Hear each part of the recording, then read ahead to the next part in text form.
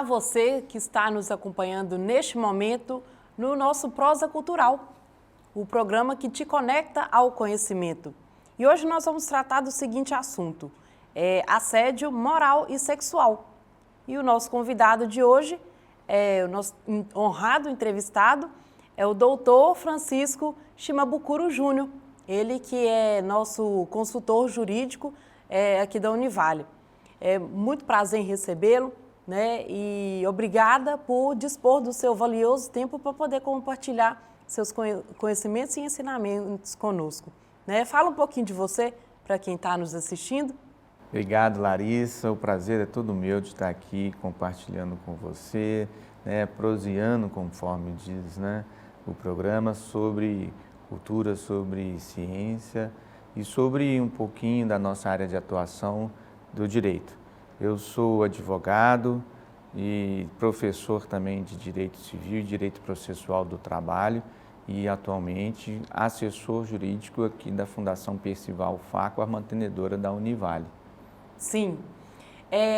Então, né, vamos começar aí nossa prosa aula, primeiro com as definições, né, do que seria assédio moral e assédio sexual, porque são duas instâncias separadas, né? Sim. O assédio moral é uma agressão psicológica, uma violência psíquica praticada por uma pessoa no ambiente de trabalho contra a vítima de uma forma reiterada, sistemática, prolongada no tempo. O assédio ele exige uma repetição de atos. E qual que é a intenção do ofensor, a gente fala, né, do assediador no assédio moral? É desestabilizar psicologicamente a vítima. Para quê? Para perturbar o seu ambiente de trabalho, para que ela se sinta desconfortável no ambiente de trabalho e de várias formas que podem ocorrer essa violência psicológica. Pode ser através de ações ou até mesmo de omissões, né? O empregador ou o superior hierárquico que isola a vítima, deixa ela alheia às informações da equipe de trabalho, né? Retira da vítima as suas atribuições do seu cargo, né? E deixa ela no ócio, sem fazer nada durante toda a jornada de trabalho. Então, com isso, a finalidade do ofensor é justamente minar a resistência psicológica da vítima para que ela se sinta com essa agressão, com essa atitude do ofensor, ela se sinta até menoscabada, desprezada, né? Sim. E repelir essa pessoa do ambiente de trabalho. Então, são condutas que a gente percebe que ocorrem historicamente ou ocorreram no passado e que hoje o direito ele procura, de uma forma mais incisiva e enérgica, coibir a repetição dessa prática, uma prática que veio de origem da escravidão, né? Em que o ser humano trabalhador, o Brasil aí, que tem uma origem escravocrata, o trabalhador então não tinha direito, não há que se falar em direito do trabalho na época da escravidão, até porque o ser humano escravo era equiparado à coisa, né? Vendiam-se e compravam pessoas, né? Nós temos aí a história da escravidão, entrelaçada com a história do Brasil. Quer dizer, devemos muito do que somos hoje ao trabalho dos escravos, né? E que eram comprados e vendidos. Então, sofriam toda a sorte de violências físicas, também conhecidas, né? O açoite no pelourinho, e violências psicológicas, assédios morais, assédios sexuais. O assédio sexual é um pouco diferente, né?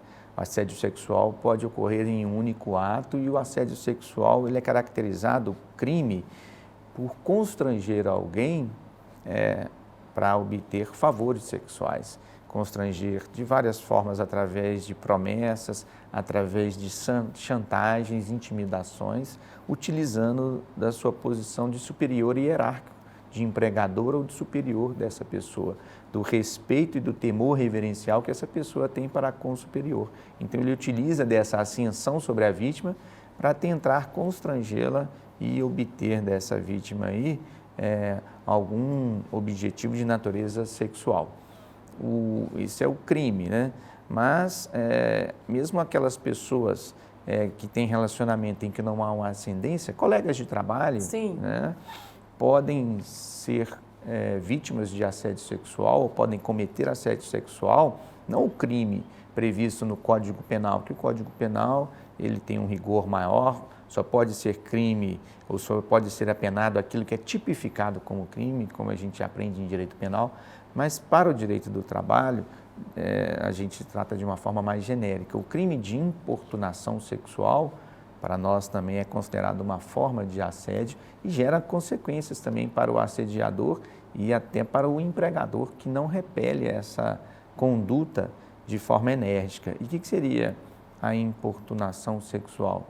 É você praticar sem a anuência da pessoa, da vítima, qualquer ato libidinoso para satisfazer a sua lascívia ou a lascívia de terceiro. E esse ato libidinoso pode ser um toque em partes íntimas, pode ser um abraço de natureza não tão inocente como a gente abraça familiares, como a gente abraça amigos de uma forma carinhosa, né? Mas um abraço que seja intimidador, com uma natureza de satisfazer a sua lascívia, beijos que não são queridos ou pretendidos ou correspondidos pela parte, inapropriados de trabalho. Não estou dizendo que a gente não pode, né, comemorar o ambiente de trabalho, muitas vezes é onde a gente passa uma grande parte da nossa vida, né? Às vezes a gente passa mais no ambiente de trabalho do que, às vezes, em casa, né?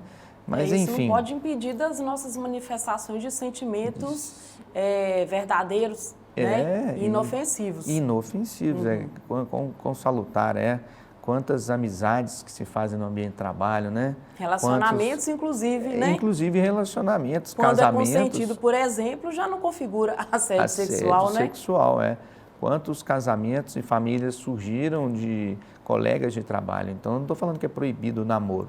Agora, o que diferencia o assédio sexual do namoro no ambiente de trabalho? O consentimento, né? A pessoa ter a pretensão de manter um relacionamento, né, com outro colega de trabalho, outra colega, e ser correspondido. Então, aí temos todas as fases do namoro, né? Então, aí não é proibido. O que é proibido... aí já é uma conquista, né? É uma conquista, não né? É um ato que fira a pessoa. Não é uma violência, não é uma imposição, não é um ato de poder, não é uma agressão, né? O assédio sexual é caracterizado por essa agressão, a pessoa não tem nenhum interesse e o agressor, ele tenta constranger a pessoa a ceder às suas investidas. Então, o assédio traz consequências danosas de forma muito gravosas para a vítima, para quem é vítima desse assédio. E aí, a título assim, de comprovação, quais são as possíveis provas que a pessoa pode, né, ter em mãos se ela está se sentindo aí violentada? O assédio moral, ele às vezes é cometido até publicamente, né? Então a gente tem uma possibilidade de provas com uma maior facilidade. O assédio moral, como eu disse, exemplos, o profissional que ele é retirado das suas funções e é deixado no ócio, às vezes até num ambiente de descanso da empresa, às vezes numa cantina, às vezes no refeitório.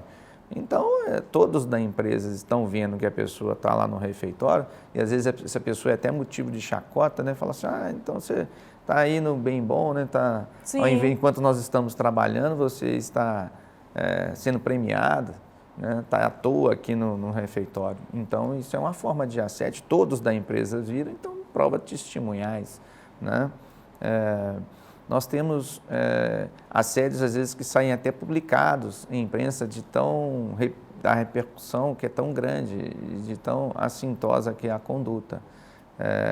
Tivemos um caso em que os trabalhadores foram colocados no saguão da empresa como forma de punição, não cumprindo a determinação do superior hierárquico, que não estavam satisfeitos com o resultado da equipe e deixou todos Então, nesse entre sentido, aspas, de castigo. Um assédio moral coletivo, né? É um assédio moral. Tem empresas que, como formas de, entre aspas, brincadeiras, né? Instituem pagamento de prendas, de danças, né? Então, às vezes fazem uma roda de trabalhadores e aquele que teve o pior resultado, ele paga uma prenda fazendo uma dancinha com todo mundo fazendo uma chacota. Então, aí nós temos várias testemunhas que podem comprovar. E provas no caso, documentais. assim, do assédio sexual? O assédio sexual, a pessoa deve reunir a maior quantidade de provas. Aí já é um pouco mais difícil pela própria característica de como ele é cometido. Geralmente ele não é cometido publicamente. Geralmente o assediador, ele escolhe um ambiente, uma oportunidade em que ele se encontra a sós com a vítima para poder praticar a violência, o assédio, né? Então, mensagens de grupos de rede social, câmeras de filmagem, se for possível obter, em que se perceba uma ação intimidadora, mensagens de e-mail, que é pouco comum, né? E, às vezes, gravações, né? Telefônicas, se for possível fazer essa gravação com a participação da própria vítima, para se provar o assédio sexual. E até provas testemunhais são admitidas. Mesmo testemunhas que não presenciaram, mas testemunhas que não presenciaram o assédio, o ato assediador, a violência, mas que presenciaram, às vezes, o estado em que a vítima estava logo após ter sofrido a agressão. Sim. A vítima chorando copiosamente ou muito assustada, né? E a própria testemunha também ter sido vítima do mesmo assédio praticado pelo mesmo agressor. Então, são provas indiciárias da prática do assédio sexual aceitas pela justiça, né? A vítima deve se munir dessas provas para que depois possa, numa hipótese de ir à Justiça do Trabalho, comprovar a violência que sofreu. Certo. Muito obrigada por esses esclarecimentos jurídicos assim tão importantes, né? Realmente foi um prazer recebê-lo, tá certo? O prazer é todo meu, Larissa, uma satisfação participar desse programa que tem uma audiência tão grande e discutir levar conhecimento, né, para a comunidade. Sim, e discutir de uma forma leve, de uma forma informal, né? Foi um prazer, é muito prazeroso, é uma satisfação estar aqui. Eu agradeço o convite. Certo. E o Prosa Cultural fica por aqui. Até a próxima edição e um forte abraço.